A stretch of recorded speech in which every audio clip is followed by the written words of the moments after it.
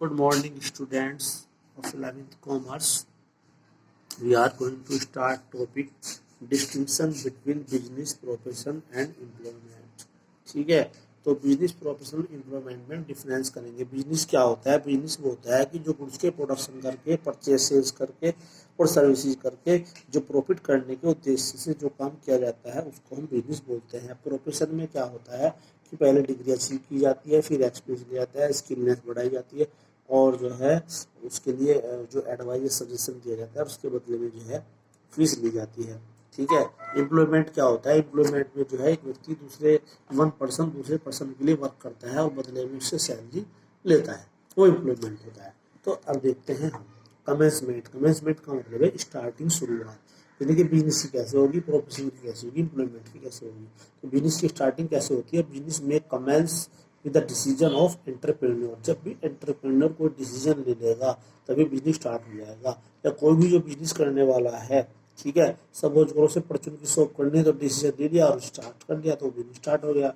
Profession कैसे start होता है? प्रोफेशन में commence on completion of a degree course and by getting a certificate of practice। मतलब profession start करने के लिए सबसे पहले आपको डिग्री लेनी होगी और फिर जो है आप सर्टिफिकेट लेना होगा। सर्टिफिकेट ले करके पहले आप डिग्री पूरी करेंगे, डिग्री पूरी होगी, उसके बाद फिर आप सर्टिफिकेट लेंगे और सर्टिफिकेट लेने के बाद आप अपना प्रोफेशन स्टार्ट कर सकते हैं। जैसे कि MBBS की पहले आपने डिग्री ली, पहले जो है आप डिग्री पूरी करेंगे, डिग्री पूरी करके फिर उसका सर्टिफिकेट लेंगे, फिर आप डॉक्टरी कर सकते हैं। ऐसे लॉयर का होगा। Employment commences on joining duty by entering into a service agreement. तो जो एम्प्लॉयमेंट है, जो रोजगार है, जैसे ही आप ड्यूटी ज्वाइन करते हैं तब रोजगार स्टार्ट हो जाता है ना। और जो है आपका सर्विस एग्रीमेंट होता है, सर्विस एग्रीमेंट से ही आपका जो है एम्प्लॉयमेंट स्टार्ट हो जाता है। ठीक है, तो इसमें क्या है, सर्विस एग्रीमेंट ये कर लेंगे आप। तो उसके बाद है क्वालिफिकेशन में no minimum qualification required before starting business. मतलब बिजनेस स्टार्ट करने के लिए कोई मिनिमम क्वालिफिकेशन नहीं होती है। ठीक है, जो चाहे वो अपना बिजनेस स्टार्ट कर सकता है, क्वालिफिकेशन की कोई विशेष नीड नहीं होती है। उसके बाद है इसमें qualification prescribe and professional qualification and training required. जो प्रोफेशन है उसके लिए जो निर्धारित जो कोर्स है वो आपको करना होगा, जो क्वालिफिकेशन वो लेनी होगी और ट्रेनिंग लेनी होगी। ठीक है, जैसे लॉयर है तो LLB करेंगे आप, फिर किसी वकील के पास रहकर जो ट्रेनिंग करेंगे तब फिर आप जो है एडवोकेट बनेंगे। उसके बाद है qualification depends on the nature of job. जो क्वालिफिकेशन है वो जॉब की नेचर पर डिपेंड करती है। अगर आप टीचिंग की जॉब करने जा रहे हैं तो उसके लिए जो है B.Ed होनी चाहिए। आप इंजीनियरिंग की जॉब करने जा रहे हैं तो उसके लिए B.Tech वगैरह होनी चाहिए। तो यानी कि जो क्वालिफिकेशन है depends on the nature of job की नेचर पर डिपेंड करती है। ठीक है, उसके बाद है इन्वेस्टमेंट, पैसा लगना। यानी कि जो जब आप बिजनेस करेंगे तो बिजनेस में जो है capital investment, scale of business, मतलब बिजनेस के स्केल पर। अगर आपका लार्ज स्केल का बिजनेस है तो लार्ज कैपिटल लगेगी, स्मॉल स्केल का बिजनेस है स्मॉल कैपिटल लगेगी। तो बिजनेस के स्केल पर डिपेंड करता है। आप मैन्युफैक्चरिंग बिजनेस कर रहे हैं, आप ट्रेडिंग का बिजनेस कर रहे हैं, मैन्युफैक्चरिंग में ज़्यादा कैपिटल लगेगी, ट्रेडिंग में कम लगेगी, तो उसके बिजनेस के स्केल पर डिपेंड करती है। उसके बाद है लिमिटेड कैपिटल इन्वेस्टिंग रिक्वायर्ड। इसके लिए जो है लिमिटेड कैपिटल की इन्वेस्टमेंट की रिक्वायरमेंट होती है। नो कैपिटल इज रिक्वायर्ड, किसी कैपिटल की कोई रिक्वायरमेंट नहीं होती। आप जॉब चाहते हैं जॉब करेंगे बस। ठीक है, उसके बाद है रिस्क। तो in business there is always risk and uncertainty. जो बिजनेस है वो बिना रिस्क और अनसर्टेनिटी के नहीं होता है।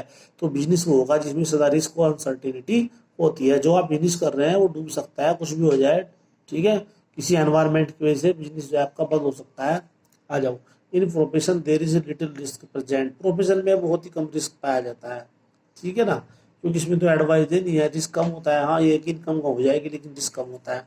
Employment there is no risk involve, इसमें कोई रिस्क नहीं होता है। आप उसे जॉब करनी है, कोई रिस्क नहीं है। तो in employment there is no risk involve. ठीक है, उसके बाद है transfer of interest. Transfer of interest का मतलब है कि अपना शेयर जो है, अपना हिस्सा जो ट्रांसफर करना। तो transfer of interest is possible with some formalities. कुछ थोड़ी सी फॉर्मेलिटीज होगी ना करके आप जो है अपना जो बिजनेस किसी दूसरे को ट्रांसफर कर सकते हैं। Transfer of interest is not possible, इसमें जो है ट्रांसफर पॉसिबल नहीं है। अब जो एडवोकेट है जिसने डिग्री लिया है वही उसका काम करेगा, वो अपनी डिग्री किसी और को नहीं दे सकता। ठीक है, उसके बाद है not possible transfer the service contract, जो सर्विस कॉन्ट्रैक्ट है उसको ट्रांसफर करना पॉसिबल नहीं है। सर्विस का कॉन्ट्रैक्ट जिस बंदे के साथ हुआ है, एग्रीमेंट हुआ है, वही बंदा उस जॉब को करेगा। ठीक है। उसके बाद आपका मेन ऑब्जेक्टिव, यानी कि मेन ऑब्जेक्टिव है आप किस लिए काम कर रहे हैं। तो बिजनेस किस लिए काम कर रहे हैं, आप बिजनेस किस लिए कर रहे हैं, प्रॉफिट अर्न करने के लिए। तो the main objective of business is to earn profit. Business का जो मेन ऑब्जेक्टिव होता है वो प्रॉफिट अर्न करना होता है। प्रॉफिट अर्न करने के लिए आप प्रोडक्शन का काम करेंगे, परचेजिंग सेलिंग का काम करेंगे, डिस्ट्रीब्यूशन ऑफ गुड्स करेंगे। उसके बाद main objective of profession is to provide service. Profession का मेन ऑब्जेक्टिव है सर्विस प्रोवाइड कराना। वैसे प्रॉफिट अर्न करना भी है, लेकिन सर्विस प्रोवाइड कराना। The main objective of employment is to gain income in the form of salary by satisfying the employer। जो एम्प्लॉयमेंट है उसका मेन ऑब्जेक्टिव होता है सैलरी लेना। और सैलरी कब लेना, अपने मालिक को संतुष्ट करके। जहाँ पे जॉब कर, एम्प्लॉयर कौन होता है, जॉब देने वाला जो मालिक है।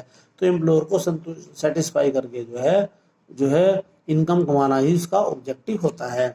उसके बाद code of conduct, there is no prescribe code of conduct for business. Business के लिए कोई निर्धारित कोड ऑफ कंडक्ट नहीं है, जबकि प्रोफेशन में होते हैं। Code of conduct is prescribe by the professional association, मतलब जहाँ से भी वो डिग्री लेता है उनके द्वारा कुछ कोड ऑफ कंडक्ट निर्धारित किए जाते हैं। उसके बाद है the terms and condition of service contract are applicable और एम्प्लॉय। ठीक है। तो जो है कुछ टर्म और कंडीशन होती हैं जो सर्विस कॉन्ट्रैक्ट में होती है, जो कर्मचारी पर जो है लागू होंगी। जी, तो उसका हमें फॉलो करना होगा।